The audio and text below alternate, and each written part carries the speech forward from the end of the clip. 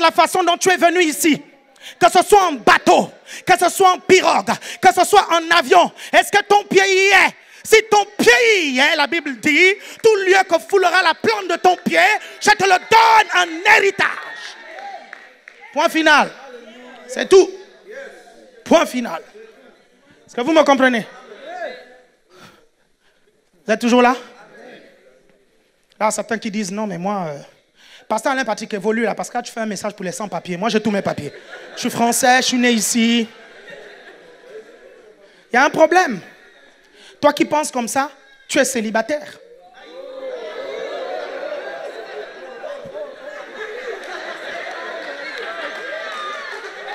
Tu es célibataire. Et si tu tombes amoureux d'un sans-papier, tu devras mettre ta foi en action. Avec le frère, avec la sœur, et faire la prière d'accord, n'est-ce pas? Et ne vous réjouissez pas très vite, parce que vous savez, cette nationalité-là, ce type de séjour-là, on peut le déchoir. C'est-à-dire, on peut te l'enlever. La loi prévoit des mesures où on peut t'enlever ça. Je te dis la vérité, hein. Il suffit juste qu'un jour, je ne sais pas quoi, un terroriste vient comme ça, tu ne le connais même pas. Il te dit, s'il te plaît, est-ce que tu peux m'amener à tel endroit? Et puis, tac, machin, tu le prends innocemment, tu vas, tu déposes le terroriste, après tu pars, après tu regardes aux informations, une bombe a explosé là où tu étais à tel endroit. Et on fait des recherches, tu vois seulement des flics qui arrivent chez toi. Monsieur, à telle heure, vous avez transporté un terroriste. My God, un terroriste? Je ne suis pas... Non, on commence à t'arrêter, on commence à bloquer. Tous tes parents, on appelle ton pasteur. Je dis, c'est pas mon fils. Est-ce que vous suivez? Je dis, tous mes enfants ont du discernement, ils ne transportent pas les terroristes. Est-ce que vous comprenez ça? Hein? Tu te retrouves dans une situation compliquée. Et en plus, quand ils ont perquisitionné ta voiture, tu ne sais même pas que le terroriste a abandonné 100 000 € en espèces dans ta voiture. Et tu les as découverts tout à l'heure. Tu as pris les 100 000 € et tu es allé avec à la maison. Tu n'es même pas allé à la police. Mon... et tu as dit, c'est la grâce de Dieu. Tu as dit, merci Jésus, c'est la grâce de Dieu. Tu ne savais même pas. Tu ne savais même pas. Tu ne savais même pas que c'était un piège de Satan. Et tu te retrouves là, voilà. On t'enlève la nationalité. Et là, tu vas dire, le verset que l'apôtre utilisait, c'était encore quoi? Tout lieu que la main, le bras... touchera, si tu touches, je vais te le donner. Vous comprenez ça? Donc, je vous dis souvent, quand vous écoutez une parole qui ne vous concerne pas aujourd'hui, c'est que c'est une parole pour demain. Parce que la parole est utilisée comme un médicament, mais elle peut être utilisée comme un vaccin. Vous ne prenez pas le vaccin. Vous ne prenez pas le vaccin parce que vous êtes malade. Vous prenez le vaccin parce que peut-être vous pouvez tomber malade. Donc, vous n'écoutez pas la parole parce que vous avez besoin de ce qui est prêché. Vous écoutez la parole parce qu'elle sera un vaccin pour vous. Et très souvent, lorsque vous avez la parole qui concerne un domaine bien précis, le diable vient, il regarde, il veut s'aimer des mauvaises choses. Il dit non, lui, il est vacciné. Ce n'est pas la peine de l'attaquer dans ce domaine. Est-ce que vous comprenez ça? Il est vacciné. Ce n'est pas la peine. Je risque de perdre mon temps si je l'attaque dans ce domaine. Est-ce que vous comprenez ça? Alors si tu écoutes ces paroles, tu n'auras pas affaire au problème de papier. Peu importe que tu aies la nationalité ou pas la nationalité. Tu reçois cette parole. Dis, je reçois cette parole. Je reçois cette parole au nom de Jésus. Ah, la parole est bonne aujourd'hui. Hein. Vous êtes toujours là? Donc, la parole, la prière de la foi, c'est une prière qu'on fait aussi quand on a des besoins financiers, ok? Bon, j'ai déjà expliqué certaines choses. Bon, je vais expliquer ça jeudi à l'émission à le ciel est ouvert. Mais quelles sont les conditions pour que cette prière de la foi fonctionne? Condition numéro 1, tu dois visualiser clairement ce que tu veux. Visualiser clairement ce que tu veux. Voilà encore une prière stupide. Seigneur, toi qui connais toutes choses, Tu connais le mari qui me correspond. Oh Dieu, je te prie pour un mari. Parfois, ces prières-là semblent être pieuses. Et vous allez voir la différence avec ce qu'on appelle les prières de consécration. Je vais vous montrer comment on fait une prière de consécration. Et certains pensent que les prières qu'ils font, ce sont vraiment des prières de consécration. Alors que ce sont des prières de doute et d'immaturité. Certaines personnes demandent à Dieu de choisir pour eux parce qu'ils ne veulent pas être responsables de ce qui va se passer plus tard. Or Dieu veut nous amener à un niveau où nous assumions nos choix. Est-ce que vous comprenez ça? Dieu, lorsqu'il t'a choisi, il connaissait tes imperfections. Est-ce que tu comprends? Et il assume le choix. Il a dit aux disciples, les 12, ce n'est pas vous qui m'avez choisi, mais moi qui vous ai choisi. Est-ce que vous comprenez? Donc, je suis responsable. Et s'il vous plaît, il le dit aux 12. Est-ce que vous comprenez ça? Ils n'étaient pas encore totalement sanctifiés. Ils n'étaient pas encore remplis du Saint-Esprit. Ils n'étaient pas métamorphosés.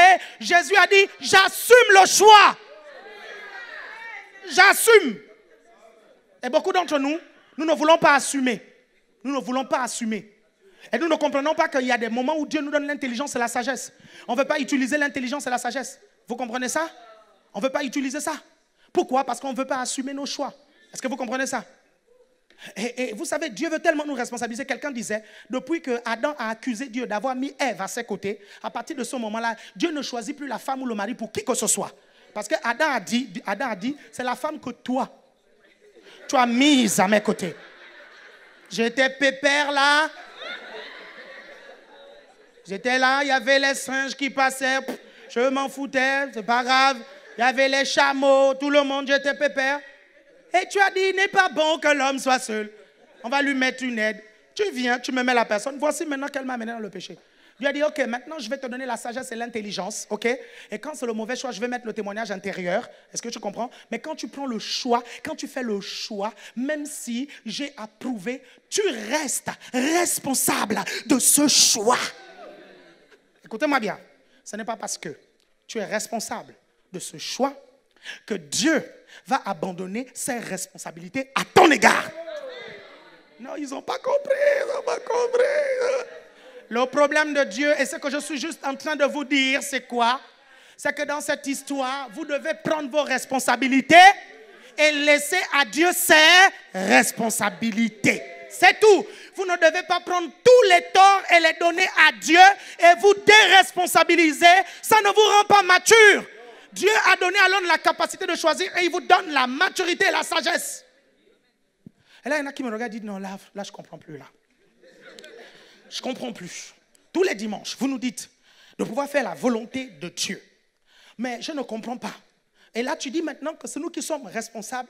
Hey! Oh oui! Jésus a dit, si tu veux me suivre, tu te charges toi-même de ta croix, tu viens et tu me suis. Repartons au départ. C'est qui désigne la croix? Jésus. C'est qui désigne la destinée? Jésus. Donc, tu choisis la destinée de le suivre. Tu es persécuté. Il dit, tu portes les responsabilités, tu assumes. Vous comprenez? Tu décides de prêcher l'évangile. Tu es persécuté. Tu portes des responsabilités, tu assumes. Est-ce que vous comprenez? Maintenant, qu'est-ce que Dieu ne permettra jamais? Tant que vous portez votre croix et que vous exercez ce que Dieu vous a demandé de faire, personne ne touchera un seul de vos cheveux. Personne ne touchera à votre vie. Est-ce que vous comprenez? Si tu marches à travers le feu ne te brûlera pas. Si tu traverses les eaux ne te submergeront pas. Ça, c'est la responsabilité de Dieu. Mais si tu dis, Seigneur, quand j'avais prié pour la femme là, tu m'avais dit que c'était la bonne. Le témoignage intérieur était bon. C'est quoi tous ces défauts-là que je dois supporter? Écoute-moi bien. Je peux te garantir, je peux t'assurer. Ça ne va pas te tuer. Ça ne te tuera pas. Dieu a approuvé ton choix. Ça ne te tuera pas. Vous comprenez ça? Tu ne mourras pas. Tu vivras. Est-ce que vous comprenez? Ces défauts vont se transformer au nom de Jésus. Amen. Je vais redire et je veux un gros amen. Je vais redire une autre chose, ok? Donc vous dites d'abord Amen à la première phrase. Ces défauts vont se transformer au nom de Jésus. Vous êtes toujours là? Vous êtes toujours là? Je vais faire un travail. Et ces défauts vont te transformer, ne t'inquiète pas. Tu deviendras plus patient. Tu deviendras excellent. Amen. Très bien. Première condition, on visualise clairement. On est précis. OK? On est précis. On visualise clairement. OK. Ça fait 15 minutes que j'ai dépassé le temps, mais c'est pas grave. OK. On visualise clairement. OK. On est précis. Deuxièmement, on le fait une seule fois. Écoutez, là, c'est très important. Très important. On demande une seule fois. Si vous demandez à Dieu, vous demandez à Dieu une seule fois. OK? Maintenant, si vous commandez aux choses de se produire, vous commandez une seule fois. Suivez attentivement. Parce que si vous demandez une fois et que vous venez redemander une deuxième fois, cette fois annule la première fois et relance le délai avec lequel ça va venir. Je ne sais pas si vous comprenez ça. Ok, bon, vous allez comprendre avec les systèmes téléphoniques. Vous prenez un premier forfait, ok, avec beaucoup d'options, les options que vous aimez, et puis vous êtes engagé 24 mois pour payer moins cher, ok? Et vous rappelez 6 mois plus tard, parce que vous voulez un meilleur forfait. La dame vous dit, ok, en prenant ce nouveau forfait, ça vous réengage pendant 24 mois. Ça veut dire que les 6 mois que tu as consommés là, en fait, vous suivez? Les 6 mois que tu as consommés là, ça va être annulé et tu repars encore pour 24 mois. C'est pour ça que certaines de vos prières tardent à venir. Parce qu'il y a le mystère des canaux par lesquels les prières viennent. Et quand vous comprenez ça, vous allez comprendre pourquoi une prière peut mettre du temps. Est-ce que vous comprenez pour pouvoir venir? Et pourquoi chez certaines personnes, les prières mettent moins de temps? Je vais vous prendre un exemple très simple, très très simple. Si vous êtes du genre, quand Dieu vous a dit de donner un montant d'argent à quelqu'un, vous mettez du temps à faire venir. Lorsque vous aussi vous aurez besoin, ça mettra 2 fois plus de temps. On appelle ça la loi de la réciprocité. Est-ce que vous comprenez ça? Ne vous y trompez pas, ne blaguez pas avec ça. Jacob a usurpé la bénédiction d'Ésaü, mais Jacob n'a pas bénéficié tout de suite. Il lui a fallu 14 ans. 14 ans de délai avant de vivre ça. Vous êtes toujours avec moi? Donc ne le faites pas 2 fois, ok? Maintenant, que va-t-il se passer? Quand vous avez demandé une fois à Dieu, vous avez déclaré une fois, et qu'à chaque fois que vous regardez la situation n'a pas changé, vous avez envie de prier, n'est-ce pas? C'est normal, c'est humain, vous avez envie de vous déverser. Et si vous voulez vous déverser, vous avez envie de vous déverser à Dieu, vous suivez? Vous voulez, parce que la Bible dit de toutes les façons, je lève les yeux vers les montagnes, d'où me viendra le secours, n'est-ce pas? Vous comprenez? Ça, ce sont les plus spirituels. Les plus charnels, ils vont se déverser chez leur conjoint, chez leur ami. Hein, tu comprends? Toi, tu me dis souvent que Dieu, là, il est vivant. Ça fait 3 mois que je prie. 3 mois, il ne fait rien du tout. Il ne fait rien du tout. Bon, ceux-là, ils mettent carrément de l'acide chlorhydrique sur leur prière. Ceux-là, ça tue direct. C'est le raticide. Tuer les rats. Vous comprenez? À leur prière. Fais jamais ça. Te plains jamais parce qu'une prière n'a pas été exaucée. C'est le meilleur moyen de tuer l'exaucement. Le meilleur. Fais jamais ça.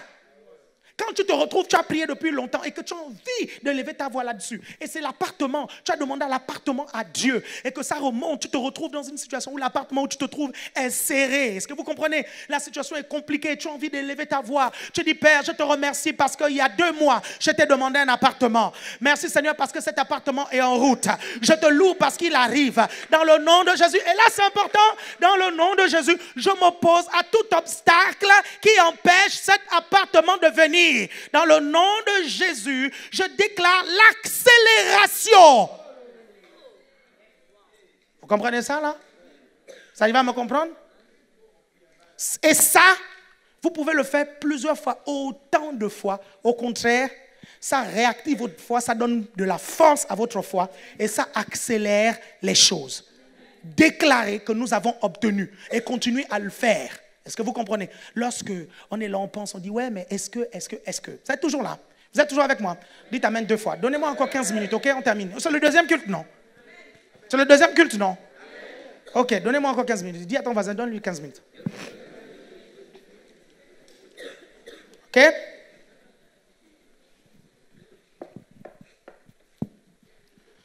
OK, donc une fois on visualise, deux fois c'est une prière. Première condition, on visualise. Il faut que ce soit clair, net et précis. OK? Soit clair, net et précis. Si c'est une voiture, tu dis la marque. Si c'est un appartement, sois précis. Il y a beaucoup d'appartements. Tu sais même qu'il y a des 8 mètres carrés qu'on appelle appartements. OK? Allez voir les annonces. Hein. 8 mètres carrés, ils appellent appartements. Et puis vous allez voir, c'est écrit en petit, chambre de bonne. Mais c'est qui cette bonne qui va vivre ça? Non, ça c'est pas un être humain ne peut pas vivre là-dedans. Est-ce que vous comprenez ça? Non, sois précis. Quand tu peux être le plus précis possible, c'est bon. OK? Amen. Père éternel, je te bénis pour un appartement, que tu me donnes un appartement de, je prends un exemple, 40 mètres carrés. Père éternel, merci. 3-4 chambres à l'intérieur. Tu es précis, ok? Tu es précis. 3-4 chambres à l'intérieur. Père, je ne veux payer que 250 €.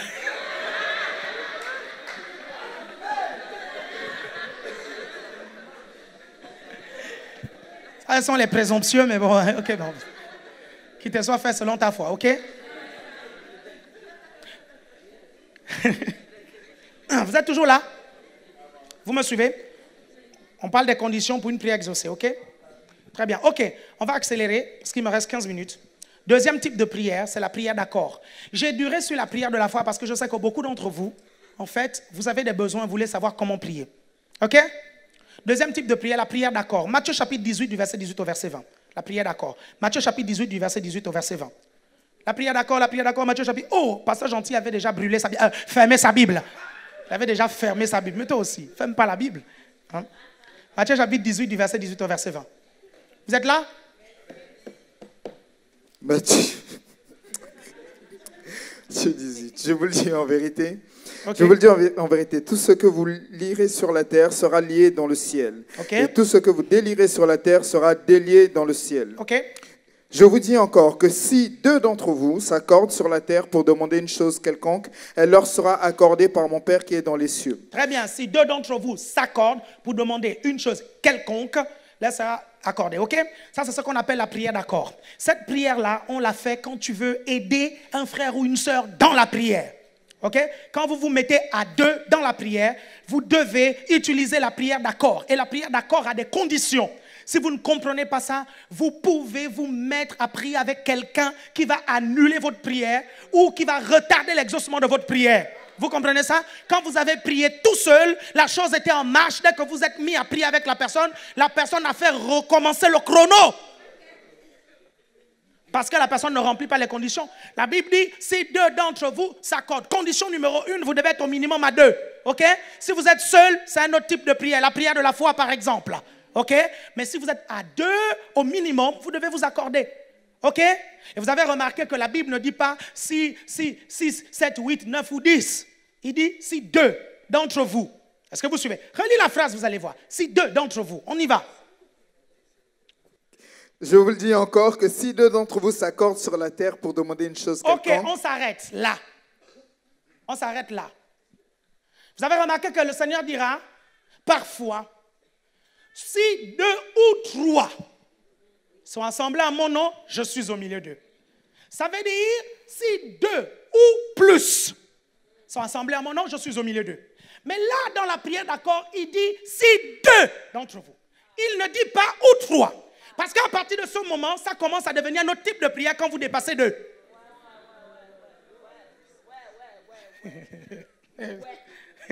Pourquoi?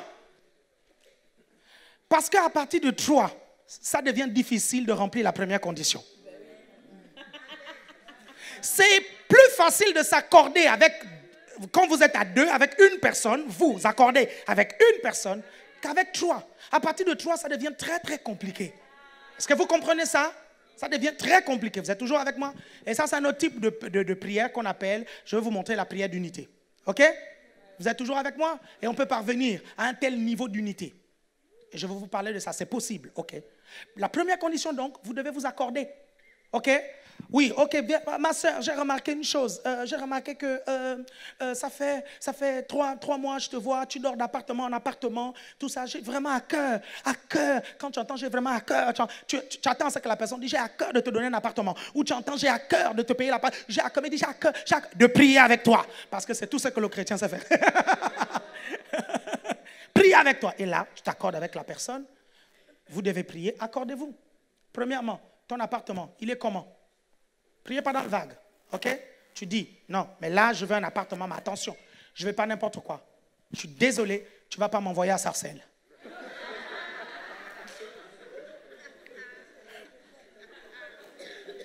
Je suis désolé, tu ne vas pas m'envoyer à Grigny. Vous ne vous entendez pas. Lui, il va prier. Et surtout que la majorité d'entre vous, vous priez beaucoup en langue. C'est-à-dire, on n'entend même pas ce que tu dis pour dire Amen. Toi, tu penses seulement à l'appartement, tu penses aux trucs, tu penses à des trucs que tu pries en langue, l'autre ne peut même pas entendre. Donc, toi, tu pries en langue et tu penses à un appartement à Grigny, lui, il pense à un appartement à Angan-les-Bains. C'est tellement grand. Vous suivez ça? Vous vous accordez. D'abord, où est-ce que tu veux l'appartement? Est-ce que vous comprenez ça? Après, quel type d'appartement? Vous êtes toujours avec moi. Regardez, une petite anecdote et vous allez bien comprendre. Vous savez, il y a un type de prière qu'on appelle la prière de combat. C'est quand vous chassez les démons. Okay? Même là aussi, vous devez vous accorder parfois. Je me rappelle qu'on a chassé parfois des démons avec des frères. Okay? Et on remarquait que le démon ne partait pas. Vous suivez ça? Ça, c'est quand j'étais adolescent. C'était ma Nintendo préférée. J'allais à la course des démons. Vous comprenez? C'était ça mon Mario Kart. Et là, on chasse le démon. On dit, esprit un peu, je te chasse. Sors. Le démon dit, je pars. Sors. Et moi, je dis, je t'envoie dans les lieux arides. L'autre dit, je t'envoie dans la mer. Est-ce que vous suivez? Et le démon reste là, coincé. On continue à dire, pars. Il dit, je pars. On lui dit, mais démon, pourquoi tu pars pas? Il te demande, mais je vais où? Mais on t'a dit de partir. Toi, tu as dit dans les lieux arides, l'autre m'envoie dans la mer. C'est tellement différent. J'obéis qui? Vous deux, vous avez l'autorité. Vous devez vous accorder sur le lieu où vous envoyez les démons. Est-ce que vous comprenez ça? Vous êtes toujours avec moi parce que vous deux, vous avez l'autorité. Vous avez l'autorité, doit vous obéir, vous deux. Vous vous entendez? Tiens, on va se faire un petit kiff, Brian. On va aller chasser des démons. OK? On les envoie où? Dans les lieux arides. OK? Dans les lieux arides. OK? Très bien. Vous êtes toujours avec moi là? Vous me suivez attentivement. Dites amen 2 fois si vous êtes avec moi. Dites amen 3 fois si vous êtes avec moi. Bouge les pieds.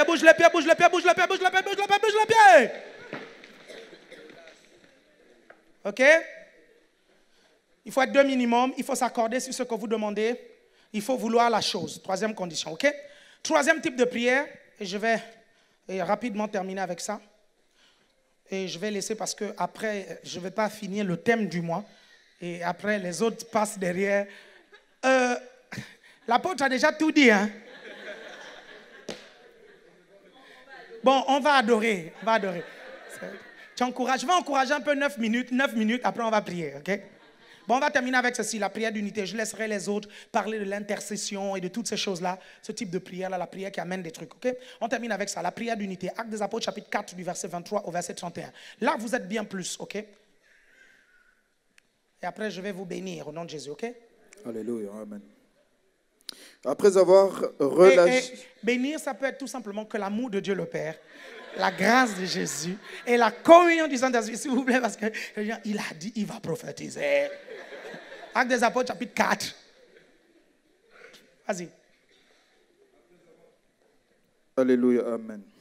Après avoir été relâchés, ils allèrent vers les leurs et racontèrent tout ce que les principaux sacrificateurs et les anciens leur avaient dit.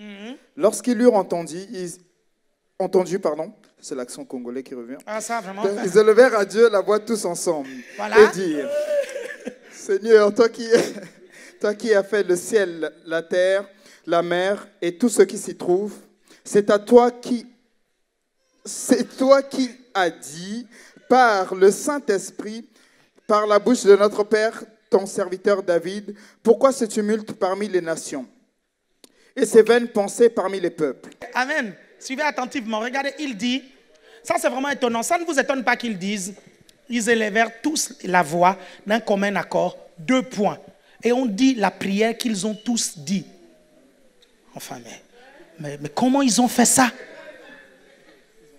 Comment ils ont fait ça? Soit que le Saint-Esprit est venu sur eux tous et qu'ils ont prononcé exactement tous les mêmes mots, comme si quelqu'un leur soufflait ça. Vous comprenez? Soit il y avait quelqu'un inspiré par le Saint-Esprit, notamment Pierre, qui leur a dit, élevons nos voix maintenant tous ensemble. Disons, Père, Père. Toi qui as, toi qui as. Ah. Ah ah. Est-ce que vous comprenez ça? Pourquoi on vous fait répéter généralement lorsqu'on prie? Parce qu'on veut activer la prière d'unité. Vous comprenez ça? La prière d'unité, dire la même chose au même moment, désirer la même chose. Et cette prière, ce type de prière va amener une forte effusion du Saint-Esprit. Amen. Et c'est pour ça que vous remarquez que lors des confessions, l'onction augmente. Est-ce que vous avez remarqué ça? Lors des confessions, l'onction augmente, n'est-ce pas? Parce que ça active ce qu'on appelle l'onction corporative. Parce que nous demandons tous la même chose. Parce que nous sommes focalisés sur la même chose. Et l'unité déclenche la gloire et la présence de Dieu. Vous prenez un dernier verset biblique juste pour la route, ok? Juste pour la route. 2 Chroniques plutôt. 2 Chroniques, chapitre 5, du verset 11 au verset 14. 2 Chroniques, chapitre 5, du verset 11 au verset 14. La Bible va nous dire que lorsque Salomon a dédicacé le temple, les chantres qui étaient là, d'un commun accord, d'une même voix, ils ont élevé la voix, les instruments se sont mis à jouer de façon harmonieuse, tous ensemble. Et la Bible dit que la gloire de Dieu est descendue. On aura l'occasion de pouvoir bien entrer en profondeur sur ce type de prière, l'onction qui déclenche l'onction corporative et une onction plus grande. Amen. Mais pour le moment, on va se lever quelques instants, gloire à Dieu, et on va tout simplement déclarer au nom de Jésus, je suis un homme de prière. Je prie bien. Je prie avec le fond et je prie avec la forme. Je fais des prières artistiques et des prières stylées. Ceux qui étaient là au premier culte, ils savent de quoi il est question. Les autres, vous irez voir le replay. Amen. Dis, lorsque je prie, il y a la foi, il y a la précision, il y a la ferveur. Lorsque je prie, il y a du style. Lorsque je prie, c'est artistique. Je déclare au nom de Jésus que ma vie de prière encourage les autres. Ma vie de prière édifie les autres. Ce mois qui est le mois de la prière est un mois où ma vie de prière prend son envol. Au nom de Jésus, je sais prier tout seul et je sais prier avec les autres. Au nom de Jésus, je sais prier à la maison, je sais prier à l'église, je sais prier dans les bus, je sais prier dans les avions, je sais prier dans les métros, je sais et je peux prier, quel que soit l'endroit où je me trouve. Rien ne peut m'empêcher de prier sans cesse. Rien ne peut m'empêcher d'obtenir de l'exaucement à mes prières. Je fais des prières exaucées au nom de Jésus. Je déclare que mes prières ont des résultats au nom de Jésus.